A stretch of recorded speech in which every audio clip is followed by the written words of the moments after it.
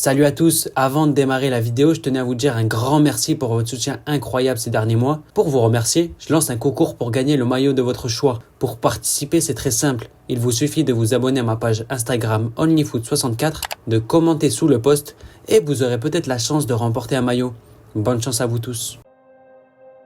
20e de Ligue 1 en décembre, l'Olympique Lyonnais a connu une saison aux émotions intenses. Les 16 premières journées ont été lamentables. Lyon n'avait gagné que 2 matchs en 4 mois de compétition. Beaucoup prédisaient la descente de l'OL en 2e division, sachant que toutes les statistiques étaient unanimement défavorables. Lyon avait 0% de chance de se maintenir en Ligue 1. Mais le mercato hivernal a permis à tout un club de se relever. Lyon est remonté au classement de manière fulgurante, avec des scénarios spectaculaires. Sur la deuxième partie de saison, l'OL a été la meilleure équipe de Ligue 1. Et à la dernière journée, les Gaunes ont terminé en apothéose, en arrachant une place en Ligue Europa, devant leurs supporters en transe, heureux et soulagés d'un tel dénouement. Une équipe qui a montré du courage et une force mentale inébranlable. Mais faut pas non plus oublier les faiblesses de cette équipe. Le mercato à venir sera crucial pour confirmer le retour en force de l'OL sur la scène du football français et européen. Voici mon mercato idéal pour les Lyonnais.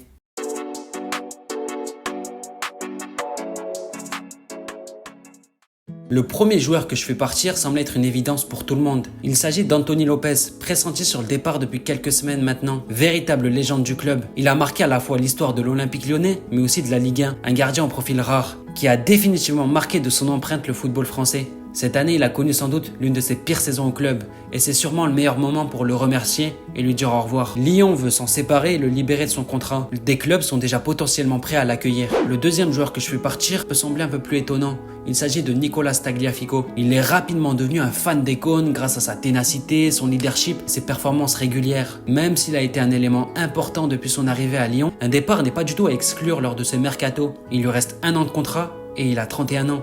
Et d'après les informations du journal Relevo, le Betis Séville et Villarreal apprécient son profil. Galatasaray est également dans le coup. Alors maintenant, on va passer à une liste de joueurs vraiment indésirables que tous les supporters lyonnais veulent voir partir. Sinali Diomandé, il a joué 10 matchs cette année, il a fait beaucoup trop d'erreurs et il est trop souvent irrégulier. Un départ pour 2 millions d'euros serait parfait pour les deux parties. Dejan Lovren, 34 ans, il se fait vieux, il n'a plus grand chose à apporter et Lyon doit libérer de la masse salariale. Johan Le Penant, il a fait des débuts fracassants en Ligue 1, mais avec le temps, il a perdu en régime et un prêt serait une bonne idée pour le relancer. Paul Akouakou, c'est sans doute une erreur de casting. À 26 ans, il ne semble pas avoir le niveau pour jouer dans un club comme l'Olympique Lyonnais. Un départ semble inévitable pour l'international ivoirien. Skili Alvero, il a 21 ans, il a montré de belles choses, mais pas assez pour espérer une place dans le renouveau de l'Olympique Lyonnais. Le Werder Brême, club dans lequel il était prêté, a décidé de lever l'option d'achat. Amin Sarr, alors lui, il doit absolument partir. C'est une terrible erreur de casting. Bruno Chéroux, l'ancien responsable du recrutement, s'est complètement raté sur ce coup-là. Et c'est pas anodin. Entre inefficacité et blessure, Amin Sarr n'a pas donné satisfaction, que ce soit à Lyon ou à Wolfsburg. Ne serait-ce qu'en tirer 3 millions d'euros, ça serait déjà bien. Ryan Cherki, personnellement, je le fais partir. Je sais, c'est un joueur qui fait beaucoup débat. En termes de talent, il n'y a rien à dire. Il est très fort. Mais le fait qu'en 4 ans dans le monde professionnel, il n'a toujours pas réussi à s'imposer comme un titulaire régulier, ça montre qu'il ne fait pas l'unanimité. Et les prétendants ne manquent pas. L'Atalanta Bergame, Liverpool et Tottenham sont intéressés pour le recruter. Un chèque de 25 millions d'euros devrait satisfaire les dirigeants lyonnais. Donc ça, c'est pour les départs. En calculant les ventes, cela devrait apporter environ 38 millions d'euros. Maintenant, concernant les arrivées, la partie la plus croustillante des mercatos. Selon les besoins de l'effectif, je partirai avec les profils suivants. Un défenseur central gaucher, expérimenté. Un latéral gauche titulaire en pleine force de l'âge pour remplacer Tagliafico. 2 milieux de terrain. Un milieu de terrain défensif qui partirait plutôt remplaçant. Et un milieu de terrain relayeur avec un profil axé sur la créativité. Par souci de réalisme, je vous propose 2 joueurs pour chaque profil, dans 2 catégories différentes, idéales, et une catégorie un peu plus réaliste. Bon, pour les gardiens, il n'y a pas vraiment de débat. Anthony Lopez va partir et la relève est déjà toute trouvée avec Lucas Perry. Lors de la campagne en Coupe de France des Lyonnais, c'était lui le gardien titulaire et il a montré qu'il avait vraiment beaucoup de qualité. Il est international brésilien et ce n'est pas pour rien. Pour son remplaçant, je n'ai pas vraiment eu d'inspiration, donc je vais laisser les dirigeants lyonnais s'en occuper. Au poste de défenseur central, Tchal Tachar partirait titulaire. À ses côtés, j'aimerais un joueur d'expérience, un vrai patron pour prendre le leadership de la défense. Un joueur qui remplit parfaitement ses critères, c'est Olivier Boscagli du PSV Eindhoven. C'est un défenseur central français, gaucher de 26 ans qui connaît la meilleure saison de sa carrière. À l'image de son équipe, qui a réalisé une saison historique en écrasant le championnat néerlandais. Lui, il a joué 45 matchs au total et dans les stats, il ressort parmi l'un des meilleurs défenseurs du championnat. Je dirais même le meilleur.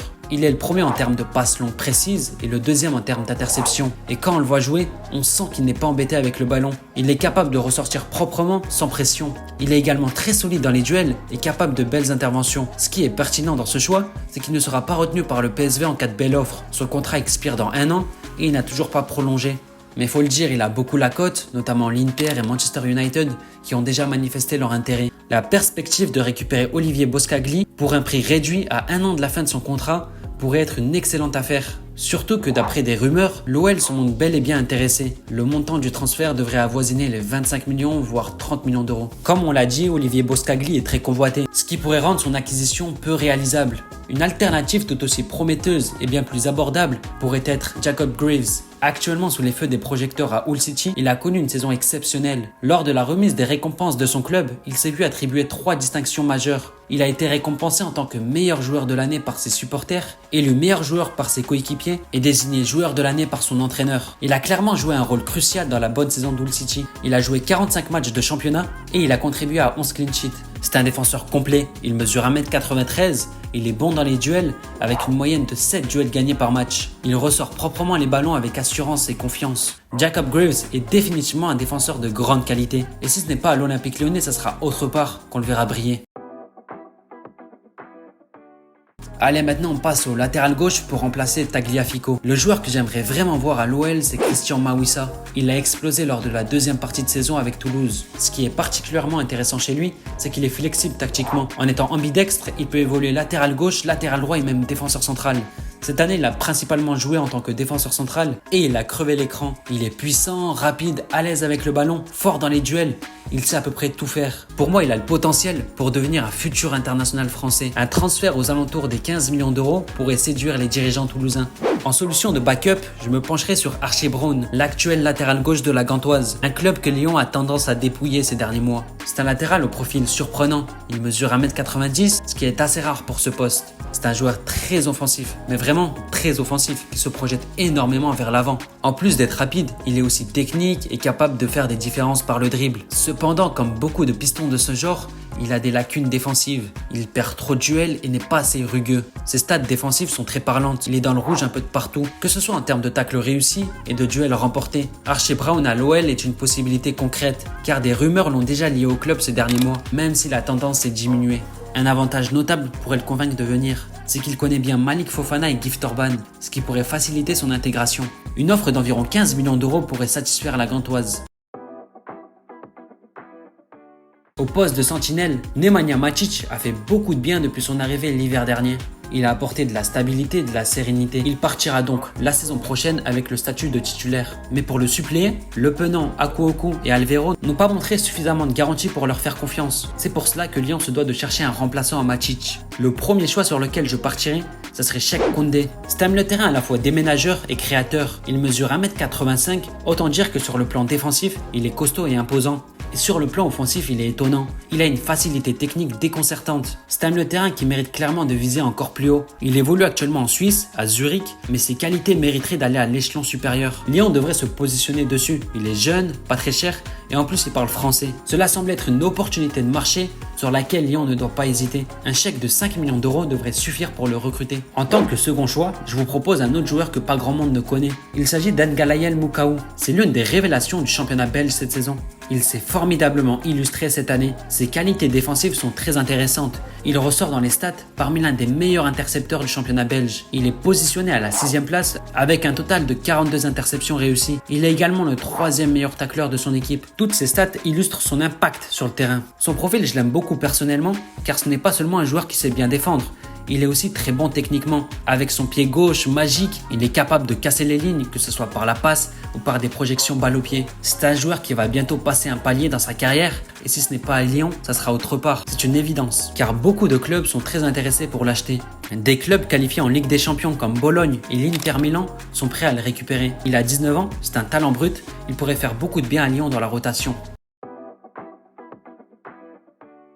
Au poste de milieu, Lyon s'est beaucoup cherché cette année, mais depuis l'arrivée de Pierre Sage, il semble avoir trouvé la bonne formule, avec Matic en sentinelle et 2 milieux de terrain relayeurs un peu plus haut. Des joueurs comme Tolisso, Cacré ou encore Mangala ont tous un point commun, c'est qu'il manque de créativité dans le dernier tiers. Les dirigeants lyonnais devraient se pencher sur ce type de profil dès cet été pour apporter un style différent dans l'animation offensive. Can Ozun pourrait parfaitement pallier à ce manque de créativité au milieu de terrain. C'est un milieu offensif de 18 ans qui a réalisé une grande saison du côté de Nuremberg en deuxième division allemande. Il a inscrit 16 buts en 30 matchs de championnat. Il est même devenu international turc en mars dernier. C'est un profil qui ressemble beaucoup à celui de Jamal Musiala, à savoir un joueur à la technique pure, constamment dans la recherche du déséquilibre et faire avancer le jeu de son équipe. Un joueur qui tente beaucoup, il a de l'audace et de la personnalité dans son jeu. C'est d'ailleurs celui qui tire le plus dans son équipe et qui crée le plus de grosses occasions. C'est aussi le deuxième meilleur dribbleur de son équipe. C'est un joueur qui va pas rester longtemps à Nuremberg. Des intérêts de clubs de Bundesliga ont déjà fuité. Dortmund, Francfort sont très intéressés. Mais son profil plaît aussi en Angleterre, avec Newcastle qui a déjà pris des renseignements. Lyon est à la recherche d'un milieu de terrain créatif. Personnellement, j'aurais foncé sur Can Ozun avec un chèque avoisinant les 15 millions d'euros. Si Can Ozun ne peut pas se faire, j'irai prendre Jetson Fernandez. C'est un joueur qui devrait un peu plus vous parler, car il était considéré il y a quelques années comme un futur crack du football portugais. Il avait signé à Tottenham en première ligue, mais il avait complètement floppé, et puis il a dû retomber bien bas pour se refaire la cerise en Turquie, du côté de Beşiktaş. Depuis la saison dernière, il a retrouvé ses qualités d'avant, et semble être désormais à son apogée. Pour ceux qui ne le connaîtraient pas, Jetson Fernandez est un milieu de terrain qui sait absolument tout faire. Que ce soit défendre, se projeter, mais surtout ce qu'on recherche, c'est-à-dire créer du jeu. Dans le dernier tiers, c'est un joueur capable de donner des bons ballons et créer des occasions. Ses stats sont particulièrement éloquentes. Il est le troisième à créer le plus d'occasions dans son équipe. Il a connu cette année une saison pleine, avec 29 matchs de championnat joués, pour 3 buts marqués et 3 passes décisives. Si Lyon pense à lui pour combler son manque de créativité, ce serait un très bon coup. Il a un prix abordable et 15 millions d'euros devraient suffire pour l'attirer. Voilà donc à quoi ressemblerait l'Olympique Lyonnais version 2024-2025 selon mon mercato idéal, avec Lucas Perry dans les cages, une défense composée de Tchar et Olivier Boscagli, une défense assez complémentaire sur le papier, avec l'agressivité du croate et la touche un peu plus technique du français. Les latéraux seraient donc Mawissa et Clinton Mata. En sentinelle, ça bougerait pas avec Matic. Il aurait comme remplaçant Cheikh Koundé. Et les deux milieux avancés seraient d'un côté Maxence Cacré avec son importance dans le pressing, et de l'autre côté, pour apporter un peu plus de créativité, nous aurions Can Ozun. Et la ligne d'attaque ne change pas avec Lacazette, Benrahma et Nouama, avec la possibilité également d'intégrer Malik Fofana. La nouvelle direction a désormais affiché ses ambitions, se qualifier chaque saison pour la Ligue des Champions, refaire de Lyon un grand club du football français. Le mercato à venir est crucial pour combler les manques qu'a éprouvé l'Olympique Lyonnais cette année, sous la direction de Pierre Sage. Il est désormais temps d'écrire de nouvelles pages de l'histoire du football lyonnais.